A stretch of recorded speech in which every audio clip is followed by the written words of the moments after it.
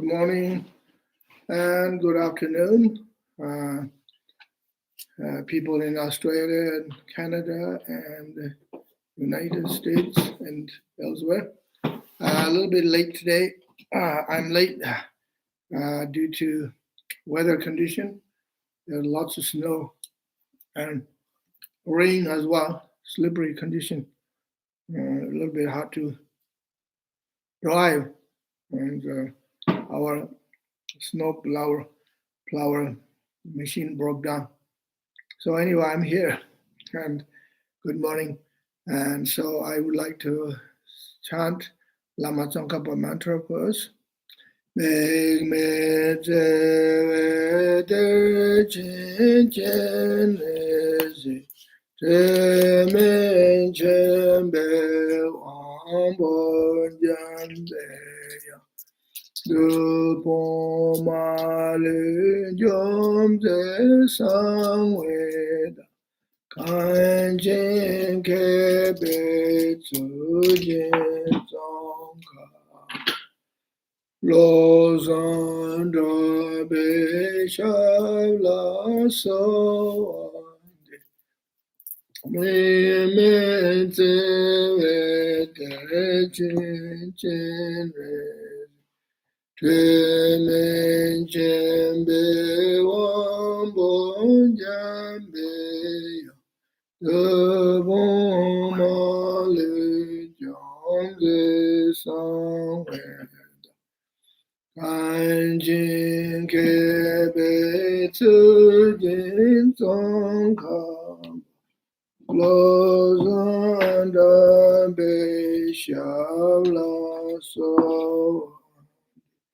Meg me tsewe tere chen chen rezi Keme chembe wangbo jambe De bo ma lu jom de sang we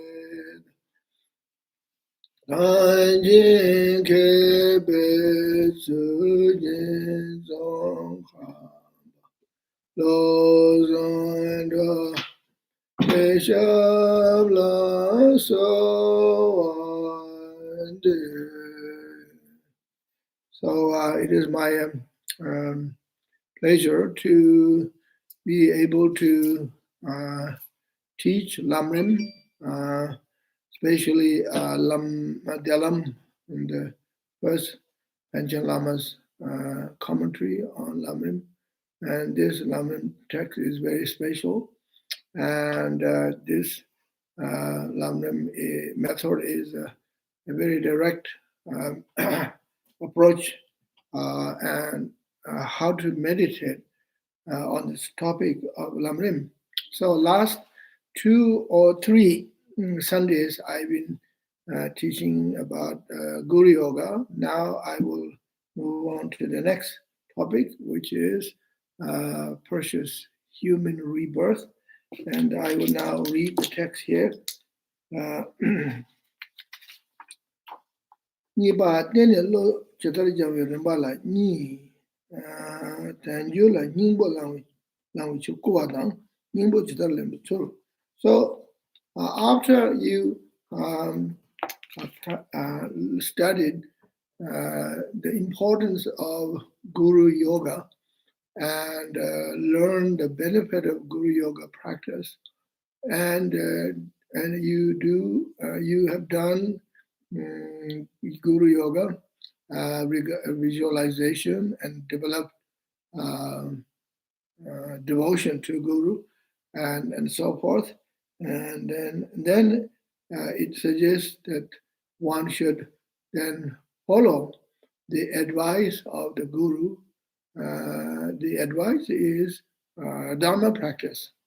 And so now it is obvious that is the role of Guru, to teach Dharma, right? And that's why we go to the Guru to receive advice and instructions of Dharma practice.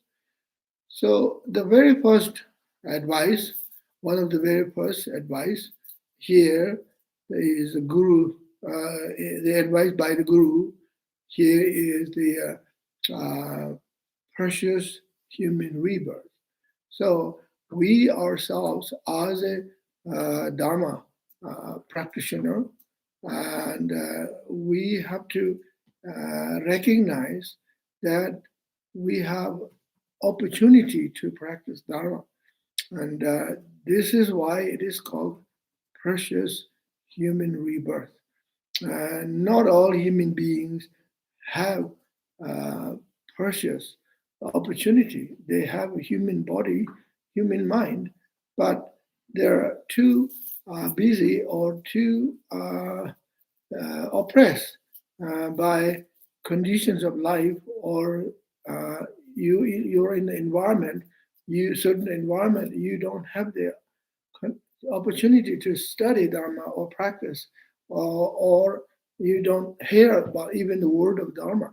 And so here we have so much opportunity, and so therefore we are very fortunate, and one must recognize one's own life is unique one, special, and to recognize, not take for granted, to recognize the opportunity, recognizing precious human rebirth. Okay, so now I will go to the text here.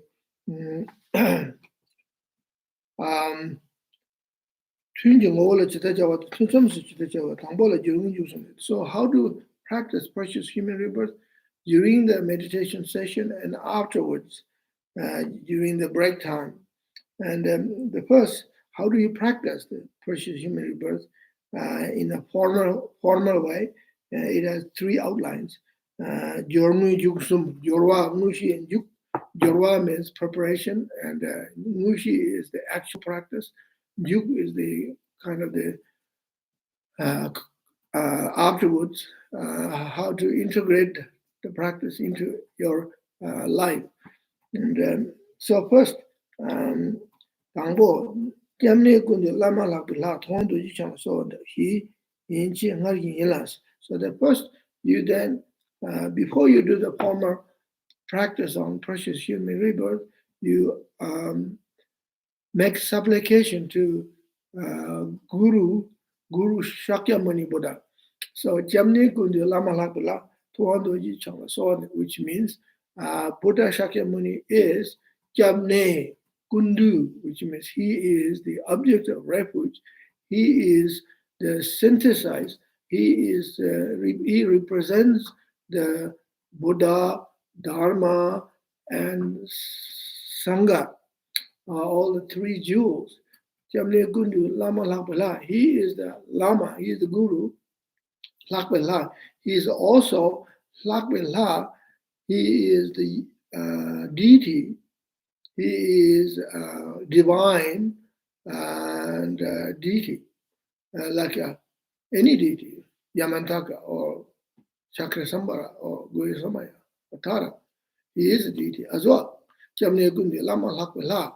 Tuang Dorji Shangla Song. I pay homage to Tuang, the Muni, Shakya Muni, Dorje Chang. You are the Vajradhara, fully enlightened one. And you make that supplication request. Then the data must simply tell you call Yena, you like shoot up and COVID not so she knew one day. So myself, then you meditate on this way. Myself and sentient beings have been wandering through the samsara, korwa, Korwa Tomameba, which is Tibetan word means beginningless time, through the samsara. I've been reincarnated again and again and again, and wandering like around the circle, right? Korwa. And Tomameba means beginningless.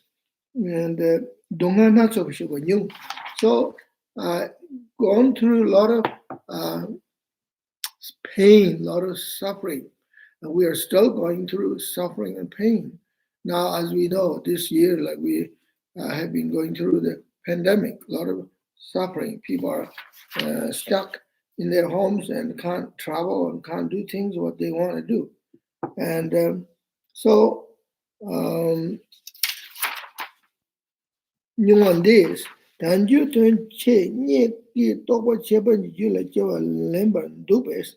So now Tanju Tun Tokwa Cheban Jula Jula Majivan. So why sentient beings are wandering through the samsara? Why sentient beings are stuck in samsara? Because they haven't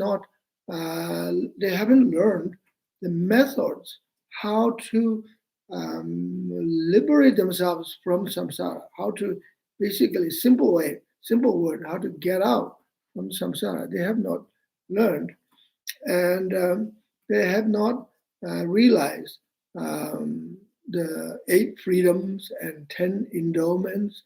You have freedoms, you have endowments, you have opportunity to practice Dharma so that you can liberate yourself from samsara. You don't have to be stuck in samsara.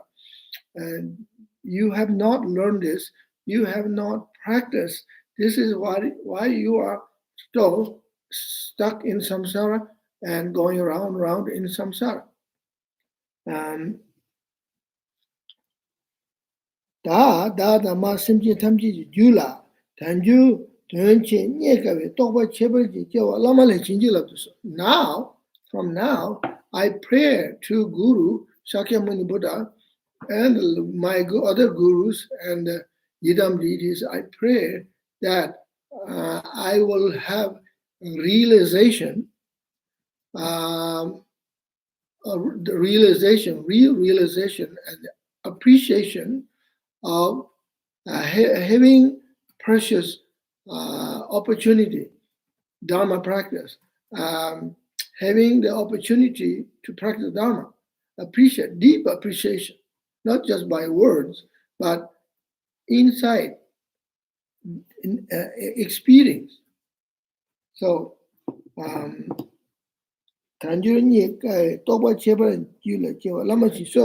I pray to Guru Shakyamuni Buddha and Yidam deities, please bless my mind stream, bless my heart, bless my mind, so that I will have realization, authentic realization for understanding precious human rebirth.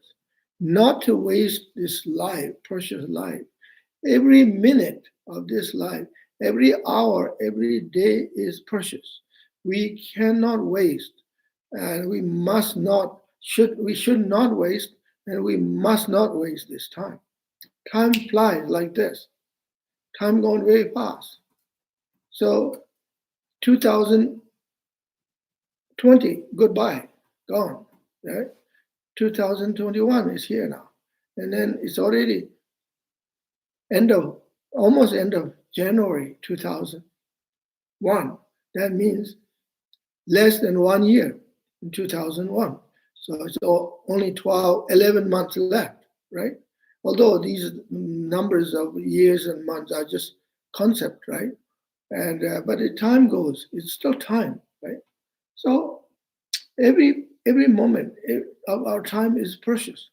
So the Dharma teaching advice suggests that every moment of our time, day or night, trying to utilize this time, do something, be part of Dharma practice, not to waste, and always trying to make it some useful, some way, whatever way. So you pray to Shakyamuni Buddha and the gurus of the lineage and Yidam deities, Dakas and Dakinis, Dharma protectors, and so on and so forth. He so that Lame Lame Kui Chalitu Nanga was it down. Ragin sometimes you listen to Shube, Tominus of did it down, did it Tamji the Cheber than you go Cheber Jijola. So after you pray to the Guru, Shakyamuni Buddha and the Yidam deities, imagine beautiful 5 colors of light emanating, light descending to you, into your crown, into your body. Entire body is filled with 5 colors of light. Okay, and because of this, due to this light of inspiration, and the waves of inspiring strength, and then made you to convince. You are convinced.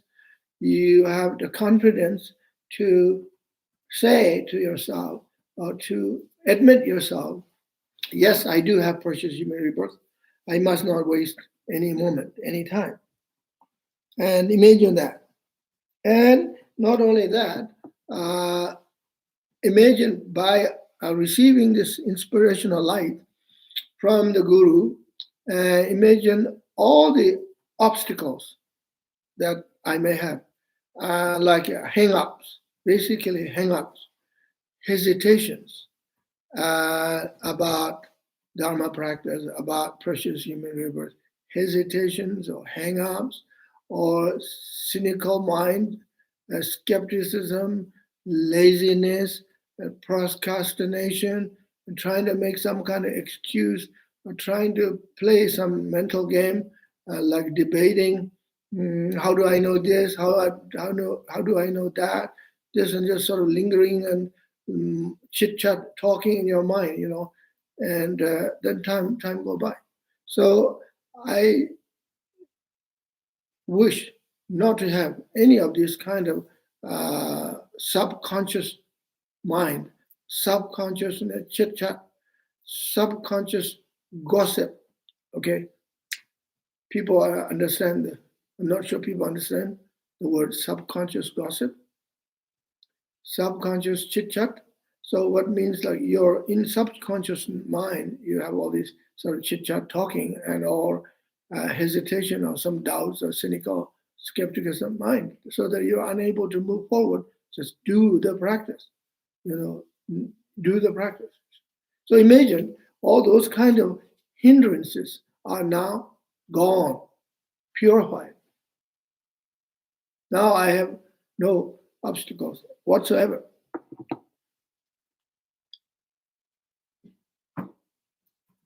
And 세상 소나물라 소비 연대탐이 배신제 제벌도 단준이게 또 버치버치 라인 이제 유라 저 소모. So then imagine after entering this light into you from the Guru, imagine that light increases your lifespan, and increase your sonam, which is virtues.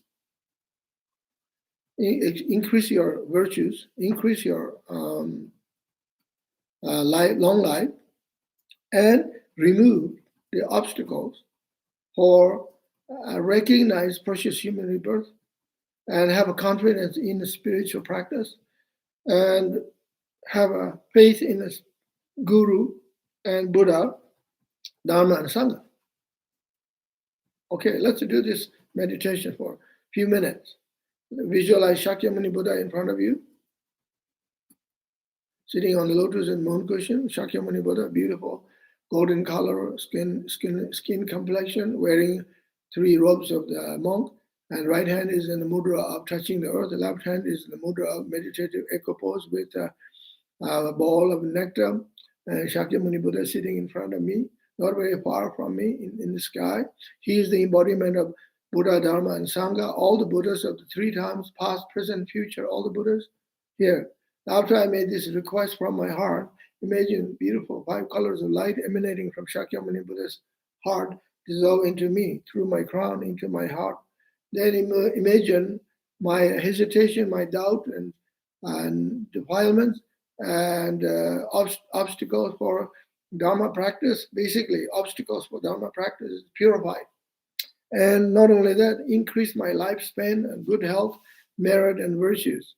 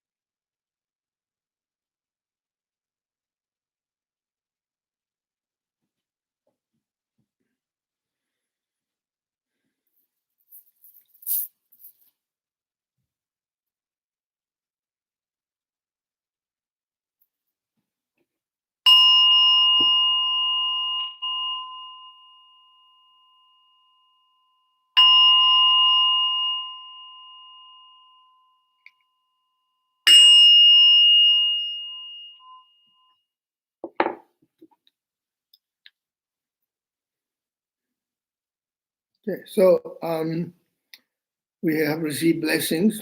Now, actual practice of precious human rebirth. The actual practice, there's two outlines. Tenju, Tencho or Sambada, Nieka or Sambava, Nangbo. So first, one should consider precious human rebirth is very precious. It is one should consider it is precious. There is a good reason to consider it as precious. Then hard to obtain. The first outline is human rebirth is precious. Then explain how and why is it precious. And then second outline is how it is difficult to obtain. So first of all, Kira lama la gombe ngane der samdi tambi chu dubala gombe tawada chu dube chinangi jen sangwe yowa shicha. So after you meditate on the Guru, then one should imagine what is the precious human rebirth. The precious human rebirth has two parts. One is called in Tibetan word talwa. The other one is called jorwa. Talwa is means leisure or leisure. Like say, I have a leisure time. You see, when you say I got leisure time, it means sort of flexible time, right? And you are working, but you have some time to meet your friends, go for a little walk to the park or something. Leisure, you have an opportunity. Tarwa. Jorwa means you have all the conditions. So for Dharma practice. So the Tarwa is leisure, that you have leisure to opportunity to practice Dharma. And Jorwa is the Tibetan word which means endowments. You're endowed with conditions for Dharma practice. Okay, so the first, then, as it says here, you have the leisure for Dharma practice, tawa. Then you should now think about this question to yourself: do I have the leisure for Dharma practice? Do I or not? Okay. So, dona rajana tobe tanju in the tension to che de and the Latin onto lu longju pososoba. So, okay, so so you have to ask question to yourself first. Do I have leisure to practice Dharma? So people can say yes and no. Some people say yes, I have opportunity to practice Dharma, and some people say no, not really at the same time. So what does this mean? And how do you determine or decide you have opportunity to practice Dharma and you don't have an opportunity to practice Dharma at the same time? So you might say, I do have opportunity to practice Dharma because I'm not like a slave. I'm not living in some kind of communist dictatorship, under dictatorship. And I don't live in an irreligious dictatorship. Under the irreligious dictatorship, I'm free to do spiritual practice, formal practice. I can get up in the morning whenever I want to get up, 4 in the morning, or sit up, meditate, or do prostrations and prayers and sadhanas. Who says you can't do that, right? Or I can stay up at night, do my practice, or anytime during the day, here and there, I can practice formal one.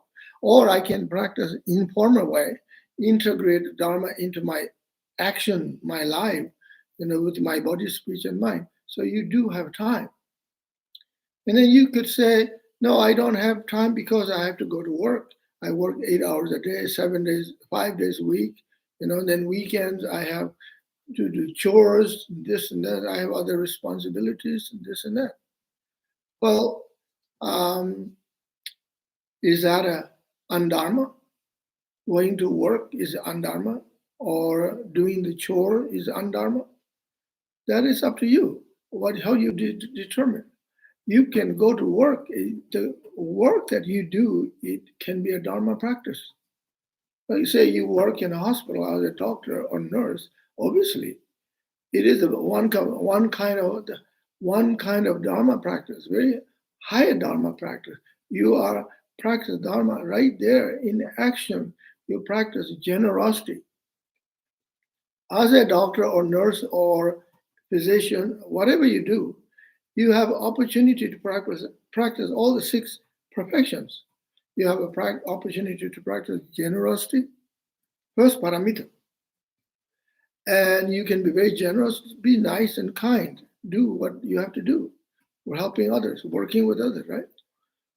At that very moment, you have opportunity to practice ethics, morality, and you have practice abundant opportunity to practice patience.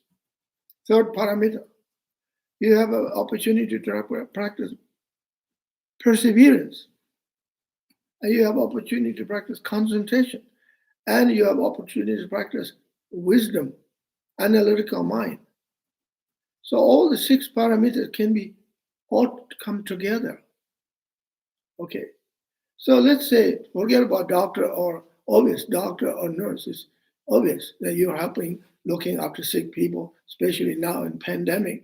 You are taking big risk now, because you're working in this environment. You could catch the virus anytime. But let's say you're a cook, you're working in a restaurant. Okay, so do you have a opportunity to practice dharma?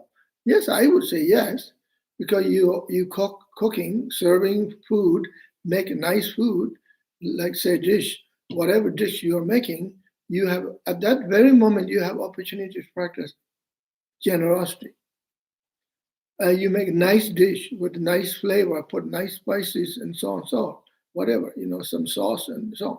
Practice generosity, ethics, patience, perseverance, and concentration, wisdom all together. You can practice all 6 parameters while you're cooking one bowl of vegetables with rice or without rice, or bowl of noodle soup. Okay, or whatever food you're making here, you can practice 6 parameters right there. Okay, so is this dharma practice? Yes, it is dharma practice. You don't have to be sitting on a cushion. You don't have to be sitting in your temple. That's wonderful. But so how can you say I can't practice dharma because I'm working in the kitchen, restaurant. I work in a cactus club. I work in one of those restaurants, chain of restaurants, right? Or an individual restaurant, wherever. Or you make meals and then take out, or you cook food and deliver, and you serve. There you go. Any kind of work can be integrated into Dharma practice. So there's no excuse saying I can't practice Dharma. And I read this beautiful story about Thich Nhat Hanh, famous Vietnamese teacher. The one Zen student, he said to Thich Nhat Hanh, I used to sit a lot and meditate. Now I can't do Zen practice anymore because I become father. And I have a child, and my time is gone. And I'm grieving that I have no opportunity to practice Dharma. So then Thich Nhat Hanh said, you sit down now, sit in front of me. He said, this is a new kind of Dharma practice, new, different than what you have been doing before. Now you have a child, son, you are a father, you have great opportunity to practice Dharma. You have opportunity to practice 6 perfections, paramitas. You practice generosity for your child. with your child: ethics, patience, perseverance, wisdom, and concentration. And you have opportunity to cultivate love and compassion, forgiveness, and letting go of your time or your you surrender to the child. You give up your own ego and you be there as trying to be a good father. You have a better opportunity to practice Dharma than just sitting on a cushion. You are good. So that was a wonderful advice. And after that, this student said he changed his life. His perception of what is Dharma practice, what is not, is changed. He was so grateful to Thich Nhat Hanh. I'm not sure I'm pronouncing his name correctly or not, because every names are different countries, language is different, right? I'm Vietnamese language is a very beautiful language. I'm not sure. Anyway, never mind. Everybody knows I'm talking about Thich Nhat Hanh. Okay, and Tibetan names can be Tibetan names are actually very simple, easy, and not so hard. Anyway, so now, so this is I'm talking about Dharma practice, right? And so purchase human rebirth, and here it says, "Ngon tu lu long ju ponson sobe ju ponson sobe ju jimba chutun zoba so jang du milas." So here you have opportunity to practice generosity, ethics, patience, perseverance, meditation, and wisdom, which is the cause of good rebirth, cause of precious human rebirth for not only this life, but next life, okay, and life after next. Not only the precious human rebirth, but also you have an opportunity to practice 6 perfections that could be the cause of higher rebirth, reborn in the pure lands, in the Buddha lands, wherever.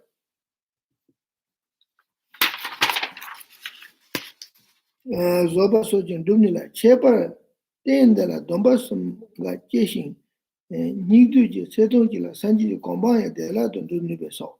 So Tendala, Dombasum, Sumga Jeshin. So this is very beautiful here.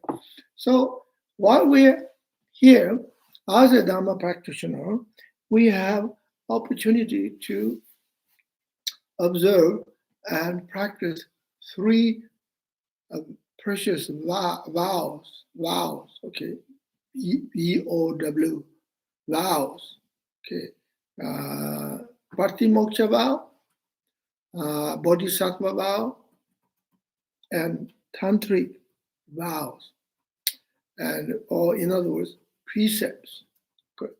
So the first precept is called Partimoksha in Sanskrit. In Tibetan, we say Sosor Tarpa. Sosor Tarpa, Domba. Domba is Tibetan word for vows. Not vows, vow. Domba. Okay. Domba means you take vow inside of you. Okay, that's Domba. Also, Dom means you kind of make vow or make you make a commitment from your preceptor. Okay, you make a commitment. So first one, social tarpa. So why is called social tarpa means individual liberation. Why is called individual liberation? So you take vow or say 10 virtues and 5 precepts of lay person, or you take vow of Buddhist novice monk vow, or novice nun vow. You could take vow of fully ordained mm, monk, what we call bhikkhu in Sanskrit or Pali, in Tibetan word is gelong, or not fully ordained, which is called getsul, like a novice vow. You can take 5 precepts, lay precepts, or you can take like a novice monk vow. You can take full vow of a bhikkhu or gelong. You can take that. Those are called vows of individual liberation. Also, you can take vows as a layperson without being an ordained monk or nun, having the label of monk or nun. You just take vow from in your own heart by yourself, like 5 precepts or something, and then this is a vow. Vow is very precious. This vow is the cause of what we call individual liberation. What it means that you take the vow, you practice vow, then you can liberate your mind and body and speech. So tarpa, Tibetan word tarpa. Tarpa means liberation. Tarpe kompang means you achieve tarpa liberation. Okay. So normally, usually colloquial language, tarpa means liberated. You sort of liberate beyond this world. Yeah, you go become say Hinayanas, Saravaka or Pacheka or Mahayana Bodhisattva or Buddha, fully enlightened Buddha. And then you liberate yourself from samsara, from the cyclic existence, from korwa, right? Tarpa. But also, tarpa can be also within this world, within in this life, you will achieve tarpa. What is tarpa? Well, it's no different than you're running away from war zone. You cross the border, then you reach some area like safe haven, right?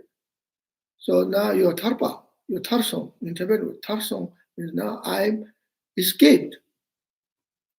When I left Tibet in 1959, crossed the border to Nepal, I was escaped. And tarsong, I feel, okay, I'm now escaped, I'm liberated myself, and I'm in Nepal, I'm safe. And then went down to India, even more safer.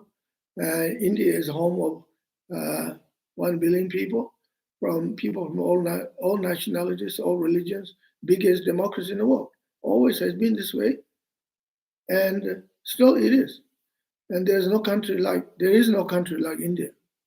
India is the Holy Land where Lord Buddha was born, and all the great Mahapandits and teachers taught.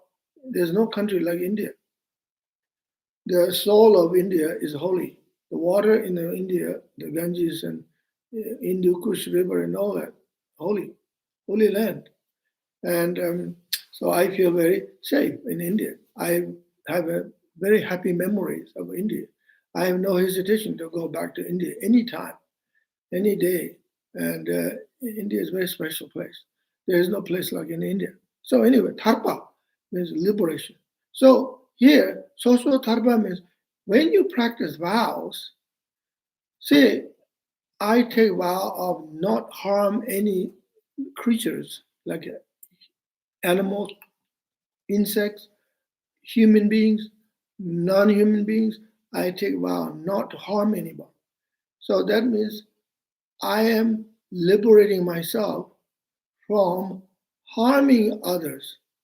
I am liberating myself from causing unwholesome karmas. I am liberating myself from suffering, which could be a result of my own unwholesome karmas.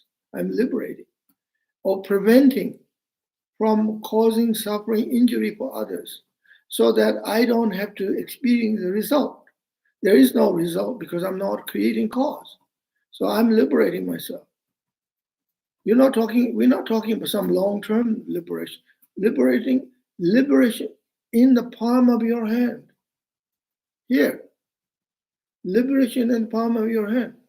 This is a beautiful title of the book, composed by Jabje Pabunka, Dechen Yingbo, and actually edited by my root guru, Jabje Tijang Rinpoche. The Lam Rim book is called Liberation in the Palm of Your Hand.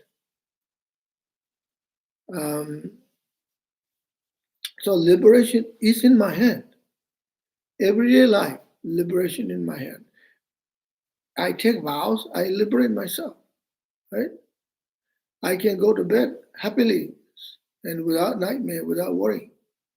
And wake up nice, well rested, happily. Then walk around a happy human being, right? Every day is a special day. Every day is a kind of like day of celebration and the bonus. So this is why we call vow of individual liberation, so tarpa. When you practice vows, so taking a vow is a very important one because doesn't matter whether you live in a monastery or ashram or temple or not. Wherever you are, you can take your own vows. You don't have to be a monk. You don't have to live in a monastery. You don't have to follow those monastic rules. There is a different kind of rules. Vow is one thing. Rule of the monastery is different. Rule of the country is another one. There are many rules and regulations, laws, many laws, right? And so this is a vow. First vow is called Sosotarpa. And so the vows are boundaries, keep boundary within ourselves. And some people have this kind of negative perception about the vows. They think, oh, vows are rules, and I don't like vows and rules. Rules are problems. And why are they making rules? And they're doing some kind of power trip, making all these rules, controlling people, and religion is one way of controlling people, this and that.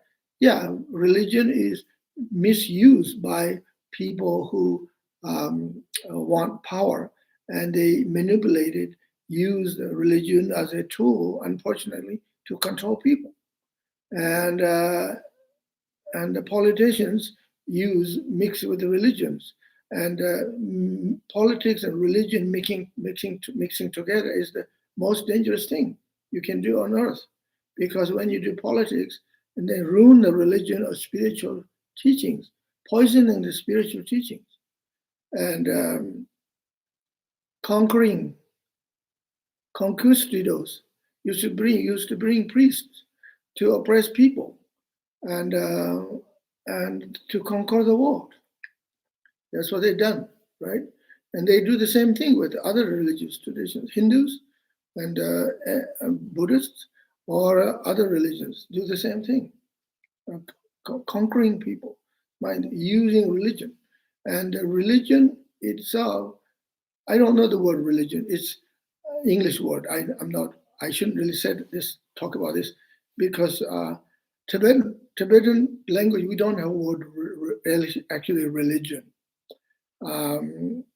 I don't think there is equivalent word religion in Tibetan tradition. Maybe it's a good thing. and Tibetan word is called che, dharma. Dharma is Sanskrit word. Tibetan word translation for dharma is che. Okay, che. Lama la chesu, Sangha la chesu, che la chesu, Gende la chesu. I go refuge to Guru, Buddha, Dharma, and Sangha. Che is dharma. So che, person who practices dharma is called che ba. Okay, che means that the che is the method that changes nature of mind in a better way, good way and positive way. And in other words, the method of teaching that purifies your mind, and the method of the teaching that makes your mind is happy and healthy. And che is philosophy of happiness, philosophy of without guilt, philosophy of without harming, and philosophy, che is a philosophy of liberating. So it should not have any space, any room for politics and dividing people and conquering people and oppressing people and so on and so forth. Che is for everybody. Doesn't matter who you are, rich, poor, and gender, cultural, and doesn't matter. Dharma is for everybody. Dharma is the truth. Dharma is good for all, everybody. Always has been good, always good in the future. So the church, Tibetan word church, Dharma, yeah, the Sanskrit word is Dharma. So they also use the word Dharam, okay, like Dharamsala, Dharam. Dharam is church. So we say in India, Buddhist Dharam, Hindu Dharam, Christian Dharam, Islam Dharam, Christian Dharam. This means spiritual tradition of Hindus, Buddhists, Christians, Muslims. All the dharams are good as long as people are not mixing up with politics. It's always good. The original teachers of these spiritual traditions, their aim is to liberate people, to enlightening people. So Dharma is the same. We have saying in Tibet, Che Puram Je Gormo Dandas. Che Dharma is like one chunk of brown sugar. In Tibet, we import brown sugar from India. It's the round one, looks like a cheese. We call, in India, they call gur. And in Tibetan, we say puram, okay, puram. And even Mongolia, they use the same word, puram. And so gormo means round one. So he says, when you bite, doesn't matter which part of this brown sugar you bite, it's always same taste. Beautiful taste, sweet. It's like modern example, one good pizza, okay, from Italy. Italian pizza, doesn't matter which slice you eat, same good taste. So Dharma is like one chunk of brown sugar or one chunk good pizza. Mamma mia, you eat this. Prego, thank you very much, gracias. It's like that. Doesn't matter which spiritual tradition you eat it. It's always good, as long as it's not diluted. Okay, and yeah. So anyway, now I go back to the point here. So individual liberation, and that's the first vow. Second vow is Bodhisattva vow. So we take Bodhisattva vow. Bodhisattva vow is the most precious vow, and I take refuge to Buddha, Dharma, and Sangha, and I take vow that may I become Buddha or enlightened one for the benefit of all sentient beings. I would like to become enlightened. I like to become Buddha for the benefit of all sentient beings. And for that purpose, I will practice 6 perfections: perfection of generosity, morality, patience, perseverance, concentration, and wisdom, and so on.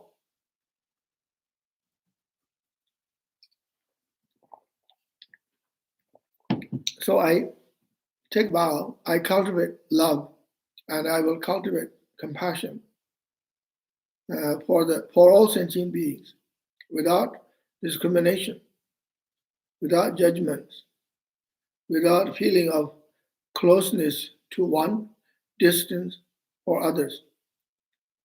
I will practice loving kindness for all sentient beings. This is a bodhisattva vow. You take that vow. You say, I will practice loving kindness, metta and karuna. Love is metta. Karuna is compassion. Karuna means compassion. Metta means love. I practice metta and karuna, loving kindness, until I reach enlightenment, Buddhahood, for all sentient beings. You take that vow from today until I reach enlightenment. So this vow is a very precious one, right? Why it is? It is precious because love is precious. Compassion is precious. And cultivating love towards to all beings is precious. and compassion for all sentient beings. Precious. There is no other precious mind than love and compassion. Again, I like to say the same again. The love and compassion, metta and karuna, is the essence of all the others, all spiritual traditions. All spiritual traditions. Okay? And all spiritual tradition talks the same thing. Okay, so this is the vow, very precious vow. And then third vow is tantric vow. Okay, Sangha Domba in Tibetan word. Sangha Domba is like you take vow of to do practice, meditation, for meditation on Buddhas, meditate on Dhyani Buddhas. Okay, 5 Dhyani Buddhas, Vairocana, Ratnasambhava, Amitabha Buddha, Amoghasiddhi, Akshobhya, and so on and so forth. And meditate on and then purify your own 5 skandhas. And skandha means 5 aggregates of your body. Purify your body, purify your perceptions, purify your feelings, purify your body, purify your feelings, purify your perceptions, purify your mental formation, purify your consciousness in order to become Buddha for the benefit of all sentient beings. And then you take vows and tantric vow, you take initiation, empowerment from the guru, from the qualified guru, empowerment. And these practices are very profound practice. And as it's called Tantra, is Sanskrit word. In English, you could say esoteric tradition. And so there's a very unique kind of tools or modalities, practice, sadhana practice, mantras, visualizations, and breathing exercise, and visualize, meditate on channels and chakras, and so on and so forth, and transforming your life and into the Buddha, and transforming our death, birth, and bardo, rebirth, all transforming our birth, death, bardo, and so forth into Dharmakaya, Sambhogakaya, Nirmanakaya, different aspects of the Buddhas, transforming. So Tantra practice is very advanced and very powerful, very beautiful, and very attractive, very, how should I say, very, I'm not sure, I can't find the word, very appealing in your mind, and inviting and exciting kind of practice, right? And uplifting, and it's got the liberating quality. And this is a tantric practice, tantric vows. So since the practice is very powerful and effective, and it's also cost time and energy. It's like if you are traveling different ways, like you can get in a small car and traveling on the road, or you get in a big car traveling, or you travel by train or by bus, or you fly by airplane. Okay, you're flying, tantric path is like flying an airplane. You fly by Singapore Airlines or Korean Airlines, Japan Airlines, one of the best, beautiful airlines. And Singapore Airlines or Japan Airlines and Korean Airlines, one of the reliable airlines. You fly. And you can get on the other side of the world within 10 hours. Yeah, you go in, sit, cup of tea, do your meditation, and watch maybe some kind of movie, have a lunch or dinner, then you're ready to land. They say, you're ready to land now. See? So but it's costly, it's expensive, right? Expensive, not cheap. And also could be a little risky, right? You get jet lags, and there could be security problems, this and that. Now we don't know what's going to happen after this COVID and pandemic. I'm not sure. And I used to travel a lot, and I used to get jet lags and sore throat and coughing. You see, I used to cough. Now, if I'm coughing, everybody thinks I got the COVID. I'm a bad guy. And fortunately, I don't cough anymore because I don't get jet lags, and I get good sleep, good food. I cook my own food, do lots of meditation, prostrations, go for a walk, and snowshoeing, and so on and so forth. I don't do any more snowboarding. Too old to do snowboarding, too risky. But I'm, as far as I'm concerned, I'm healthy.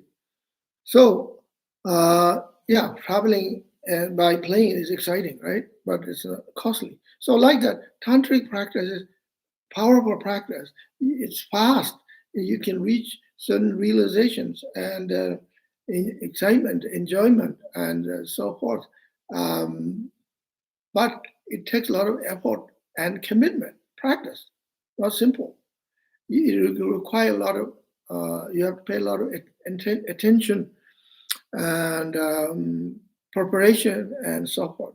And you have to keep these tantric vows, precepts. These vows are very kind of severe vows. I won't talk about the vows right now. So now I explain a little bit about those three vows, right? Vow, Soso Tarpa, Chanju Sumba, and Hag. So three vows, Domba Sum, Soso Tarpa Domba, Chanju Sumba Domba, Hag Domba, Domba Sum. I introduce you the three vows briefly, It is very helpful for you, especially if you're a new one, not sure about these vows. I know there are some new people here, and it's very important to have good understanding. And here I explain. So, so now the point here is the purchase. Why we are talking about precious human rebirth? Because in this rebirth, in this reincarnation, we have opportunity to practice all these three vows. Right, this moment, you can practice all three vows at the same time, almost simultaneously. So you cultivate a lot of merit and virtues, right? So this is why this life is precious. This body is precious. Talwa, you have the leisure and opportunity, and jorwa is opportunity. You have the condition. You have all the conditions to do these kinds of practice. You have a condition to practice Tantra, receive initiations, and do retreats and meditation, sadhanas, daily practice, and so forth.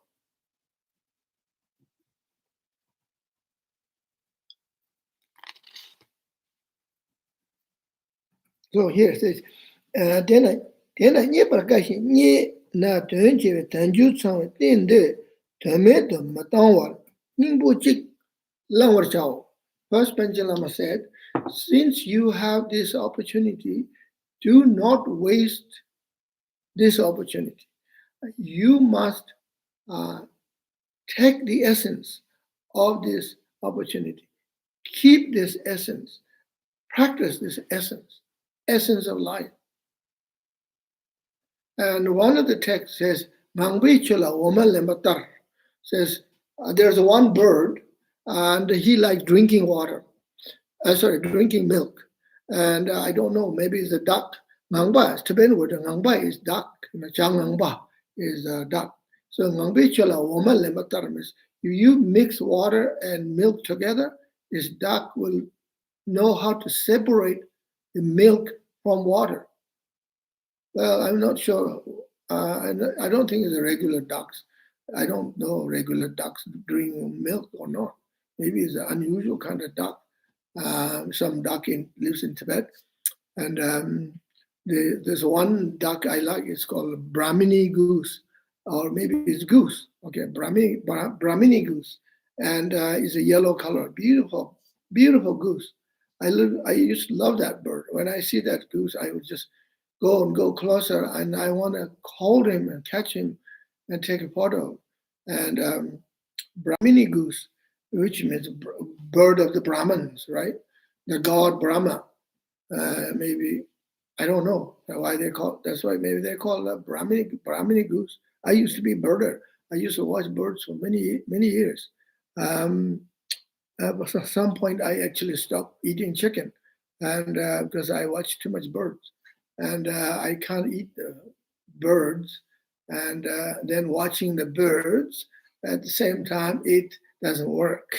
I was a big fan of David Attenborough, Sir David Attenborough, and I like watching the birds.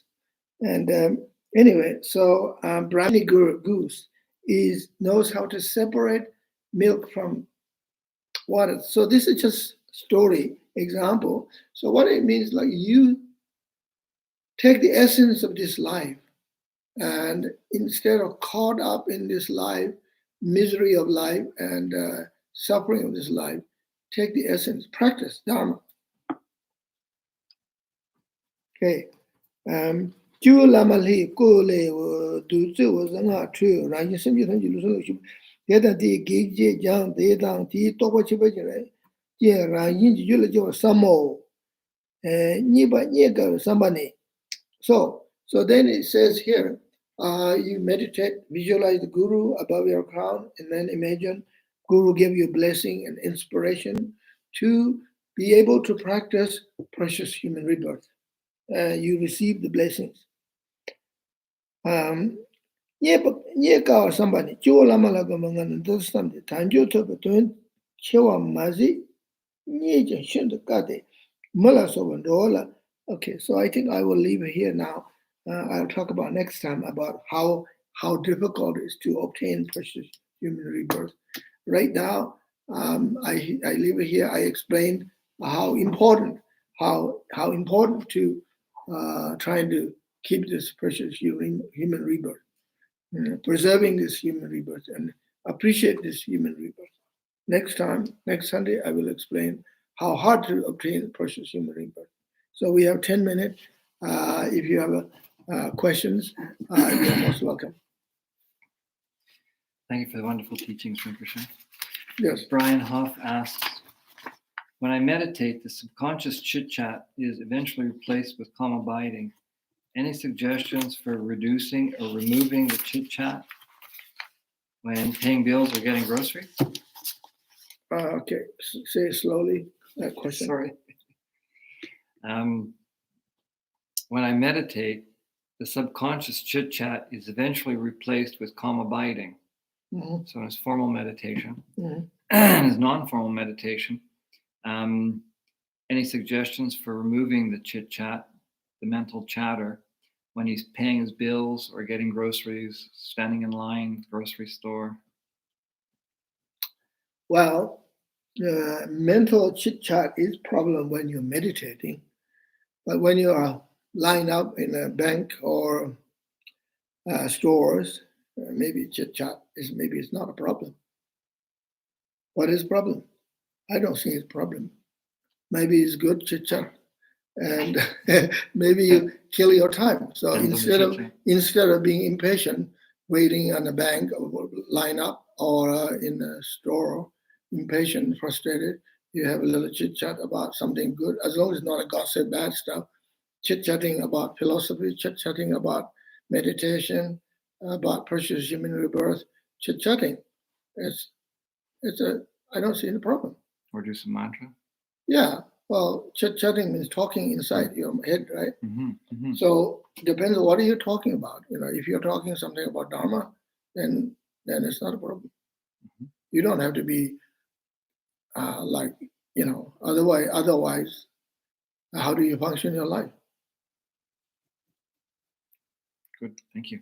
Yep.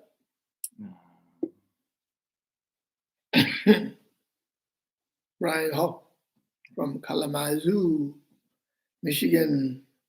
Sarah Day asks, does the Brahmani goose live near Kang Rinpoche? Yes, ma'am. And you will see Brahmini goose in Lake Manasarawa, the highest lake in the world. And there's 2 lakes in the world. The highest lake, Lake Manasarawa in front of Mount Kailash, and Lagos Titicaca in Bolivia. And I haven't seen Brahmini goose in Lagos Titicaca when we went there. But Yes, there are lots of Brahminic gurus in Lake Manasarovar and other lake in Tibet, Lake Namso, Tsongombo Kokonor Lake in eastern Tibet, Amdo. These ducks, they live in Tibet in summer. I'm sure they migrate in winter somewhere in maybe in India, Bharatpur, India or Africa. A lot of birds, they actually migrate to India, Bharatpur near Rajasthan, and or Africa is one of their destinations. They go all the way to Africa in winter, come back to Tibet. Some. Wow, that's huge. They don't need a passport. Don't need a plane ticket. No COVID. No need a visa. No COVID. Michael Wilson asks, for Guru Yoganandro, do we do 100,000 miksemas? Michael Wilson. Yeah. This is Michael Wilson from Hamilton, Ontario.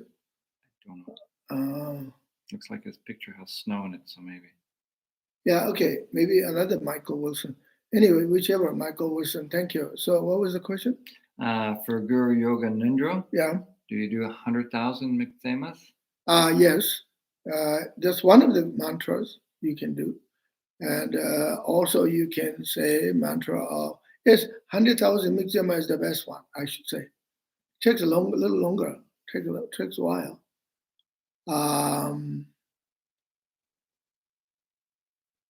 Yeah, 100,000.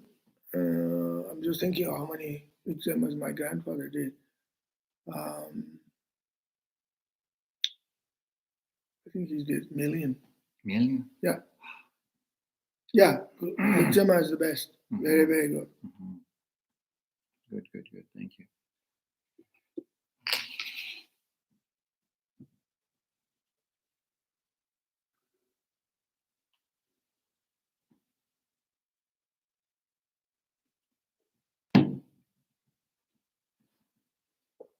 Sarah Day may have seen Brahminic gurus in Mount Kailash when she went there. Yeah. I actually don't know if Sarah Day went there. Didn't she go? Maybe she did. I think so. Last group. I think she did. Yeah. Yes, she says yes. Good. Thank you, Sarah. Good. You're lucky. Yeah, absolutely. Abby asks, any advice for daily prostration practice? Abby? Abby. Any advice for daily prostration? Yes. Does she do daily prostration? Ask. Abby? Do you do daily prostrations? Thank you so much. Yeah, didn't say. Okay, well, I'll have advice for you. Those of you who have done, if you do daily prostrations, then, let me see. Well, usually the best time to do prostration is to do in the morning before you eat breakfast. And or you should not do any exercise or prostration. What was the question? Answer here. It says only to my altar. Only to my altar. Prostrates in front of our altar. Okay, so you do in the best time in the morning or in the afternoon or evening before you go to bed. After, I say 2 hours after eating meals, you do prostration. I do myself prostration every day now, and I do sometimes 50, sometimes 75, sometimes minimum 30, and sometimes 100. Depends on my time and energy. So good to do in the morning and do long prostration and full prostration. And you count the mantra. You can count, or if you don't want to count, that's okay. But if you're trying to do 100,000 prostration, then you do every day. There's minimum 110, 8 or whatever, or 200, 300, whatever amount you can do. But do it slowly. Don't do it too fast. You might get dizzy. Also, you don't want to hurt your shoulders. You don't want to hurt your knees. So there's a risk. Some people hurt their shoulders. Some people they hurt their knees, and some people get dizzy if you do prostate too fast. So you do it slowly, and make sure you have a nice pad uh, under your knees, and there's a prostration, board, wooden floor, and then you have the pad, kind of mattress, and then under your hand you have these two little pads like a cushion. You slide like this, and also you can have a little break every now, like after 10-15 minute prostration. So just standing there. When I say break, don't go away. If you walk away, you lose the energy, momentum. Just standing there and say a mantra, and then also it's good to drink a little bit of water, and then just keep going. And it's a wonderful, wonderful experience, wonderful feeling. And prostration is very good for your body, for circulation, good for digestion, stomach. If you have problem with stomach, digestion, prostration is very good. If you have heart problems and whatever, good for the body and good for your mind, cleansing and therapeutic. I would say prostration is just wonderful. Purification, mainly purifying karma. Mm-hmm. So cushion under your knees, cushion under your tummy, Yes. and little pads under your hands for when you're stretching out. Right, that's right. And then you must do prostration with the mantra, combining with the mantra. You first say Manjushri, Namo Manjushri, Namo Sushri, Namo Uttamashri, those three. Namo Manjushri Ye, Namo Sushri Ye, Namo Uttamashri Ye. So you say that about 7 times. This mantra is for multiplying the merit of prostration. Okay, so you do that 7 times. Namo Manjushri, Namo Sushri, Namo Uttamashri Soha. Then after that, you do the mantra. When I do prostration, I do mantra of my guru. First, I do mantra of my guru, root guru Japji Trijang Rinpoche. Then I do a mantra of Japji Ling Rinpoche, Yungzin Ling Rinpoche's mantra. So one long prostration, I can do 10 mantra at the same time. Or Ling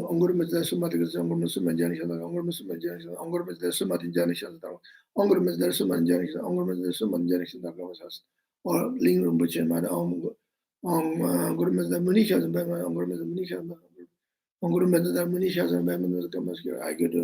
I think about myself, how many mantras I said during one prostration, around 7 or up to 10. So can you combine the mantras with, say, Vajrasattva, or the prostrations with Vajrasattva, and count any mantra? Double up? Yeah, any mantra. So you can count Vajrasattva and... Vajrasattva, I calculated you can do 2 prostrations, 1 Vajrasattva mantra. One Vajrasattva Samaya Manvala, Vajrasattva Dina Vajrasattva, Slokayam, Svokayam, Anarada Masasam, Masakam, how Zvama Samaya Sattva. Good. Get that mantra done. So this way you can do 2 things at the same time, right? Reciting the mantra and prostration at the same time. That way you are cultivating double merit, virtues, right? And it's purifying your mind, purifying speech, purifying your body at the same time. You see, I'll tell you a story. When I was in Bodh Gaya many, many years ago, there was one old monk. He was 74 years old. He was doing 1,400 prostrations a day. So I thought, wow, he was 74. So now I'm 73. And I can't do 114, I can't do 1,400 prostrations a day. I don't think I can do that. It would be too much for me, exhausting. But I can do maybe 500 easy in one day. And I can do it, no problem. If I really want to do it 100,000 again, I can do 500 a day. That will take a long time, but still, something. Mm-hmm. It's good. Mm-hmm. And there was some monk, they were doing 2,000 prostrations a day.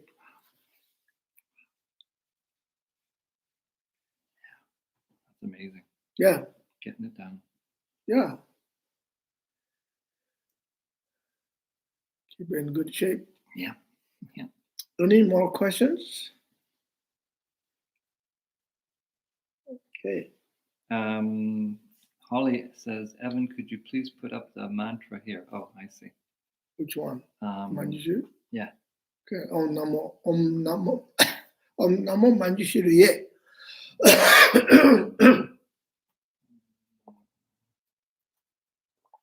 Manjushri. Yeah.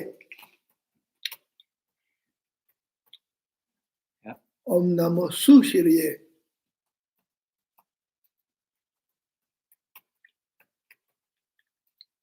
Om Namo Uttama Shri Soha. Uttama. Yeah. That's it. Om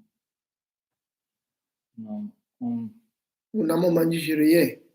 Om Namo Sushri. Yeah. Om Namo Uttama Shri Soha. Uttama Uttama. Shri Soha. Don't ask me a question. Why? What is the meaning of that? Just do the mantra. Okay. Okay. Good. Spell check wants to keep changing it on me. Okay, there we go. I think that's right, Holly. All right.